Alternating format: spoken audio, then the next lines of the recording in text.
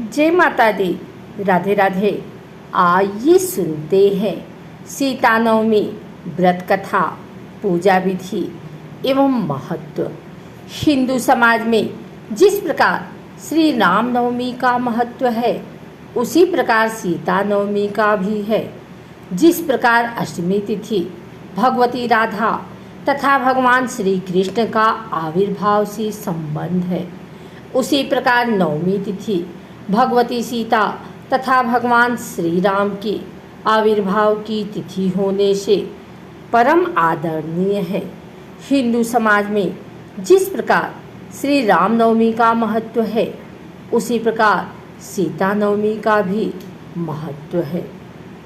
नवमी तिथि भगवती सीता तथा भगवान श्री राम के आविर्भाव की तिथि है। भगवती राधा का आविर्भाव भाद्रपद शुक्ल अष्टमी और भगवान श्री कृष्ण का आविर्भाव भाद्रपद कृष्ण अष्टमी को अर्थात दो विभिन्न अष्टमी तिथियों में हुआ। उसी प्रकार भगवती सीता का आविर्भाव बैसाख शुक्ल नवमी और भगवान श्री राम का आविर्भाव चैत्र शुक्ल नवमी को अर्थात दो विभिन्न नवमी तिथियों में हुआ। सीता नवमी के बारे में विस्तार से जानते हैं। बैसाख मास की शुक्ल नवमी को, जबकि पुष्य नक्षत्र था, मंगल के दिन संतान प्राप्ति की कामना से यज्ञ की भूमि तैयार करने के लिए राजा जनक हल से भूमि जोत रहे थे। उसी समय पृथ्वी से देवी का प्राकट्य हुआ। जोती हुई भूमि को तथा हल की नोक को भी सीता कहते हैं। अतः प्रादुर्भूत भगवती विश्व में सीता के नाम से विख्यात हुई। इसी नवमी की पावन तिथि को भगवती सीता का प्राकट्य उत्सव मनाया जाता है।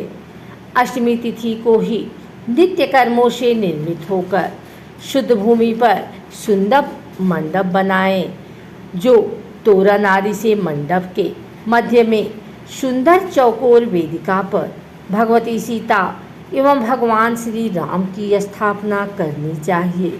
पूजन के लिए स्वर्ण, रजत, ताम्र की स्थापना करनी चाहिए एवं मिट्टी, इनमें से यथासंभव किसी एक वस्तु से बनी हुई प्रतिमा की स्थापना की जा सकती है।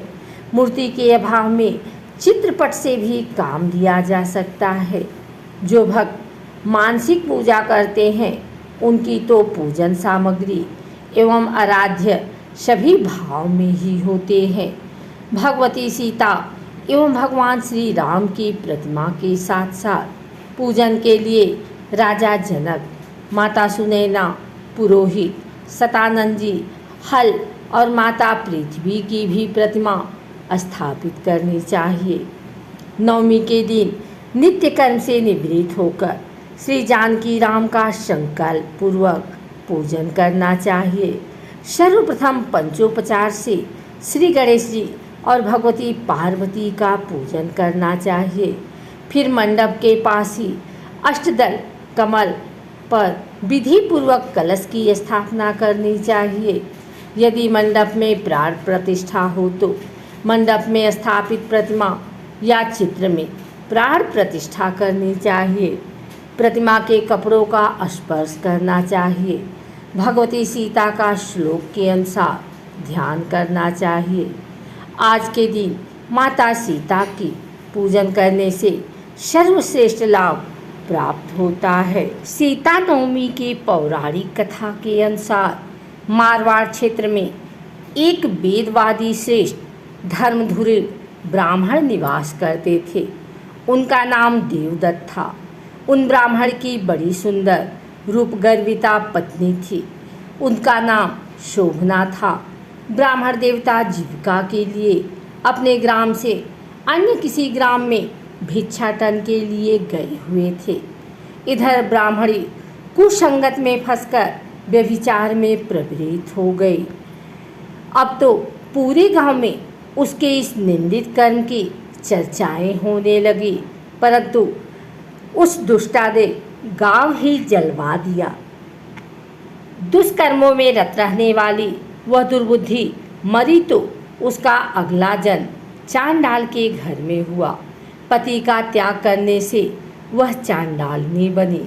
ग्राम जलाने से उसे भीषण कुष्ठ हो गया तथा व्यभिचार कर्म के कारण वह अंधी भी हो गई। अपने कर्म का फल उसे भोगना ही था। इस प्रकार वह अपने कर्म के योग से दिनों दिन दारुण दुख प्राप्त करती हुई देश देशांतर में भटकने लगी। एक बार दैव योग से वह भटकती हुई कौशलपुरी पहुंच गई। संयोगवश उस दिन वैशाख मास शुक्ल पक्ष की 9वीं तिथि थी, जो समस्त पापों का नाश करने में समर्थ है। सीता नवमी के पावन उत्सव पर भूख प्यास से व्याकुल वह दुखियारी इस प्रकार प्रार्थना करने लगी, हे सज्जनों, मुझ पर कृपा कर कुछ भोजन सामग्री प्रदान करो, मैं भूख से मर रही हूँ। ऐसा कहती हुई वह स्त्री श्री कनक भवन के सामने बने 1000 पुष्पमंडित स्तंभों से गुजरती हुई उसमें प्रविष्ट हुई। उसने पुनः पुकार लगाई, भैया कोई तो मेरी मदद करो, कुछ भोजन दे दो। इतने में एक भक्त ने उससे कहा, देवी आज तो सीता नवमी है, भोजन में अन्न देने वाले को पाप लगता है, इसीलिए आज तो अन्न नहीं मिलेगा। कल पारण करने के समय आना, ठाकुर जी का प्रसाद भर पेट मिलेगा। किंतु वह नहीं मानी। अधिक कहने पर भक्त ने उसे तुलसी एवं जल प्रदान किया। वह पापनी भूख से मर गई। किंतु इसी बहाने अनजाने में उससे सीता नवमी का व्रत पूरा हो गया। अब तो परम कृपालिनी ने उसे समस्त पापों से मुक्त कर दिया। इस व्रत के प्रभाव से वह पापनी निर्मल होकर स्वर्ग में आनंद पूर्वक अनंत वर्षों तक रही। तत्पश्चात वह कामरूप देश के महाराज जय सिंह की महारानी कामकला के नाम से विख्यात हुई। जातिस्मरा उस महान साध्वी ने अपने राज्य में अनेक दिवाले बनवाए, जिनमें जानकी रघुनाथ की प्रतिष्ठा करवाई। इस दिन जानकी स्तोत्र, रामचंद्राष्टकम, रामचरितमानस आदि का पाठ करने से मनुष्य के सभी कष्ट दूर हो जाते हैं। अतः सीता नवमी पर जो श्रद्धालु माता जानकी का पूजन अर्चन करते हैं, उनके सभी प्रकार के सुख सौभाग्य प्राप्त होते हैं।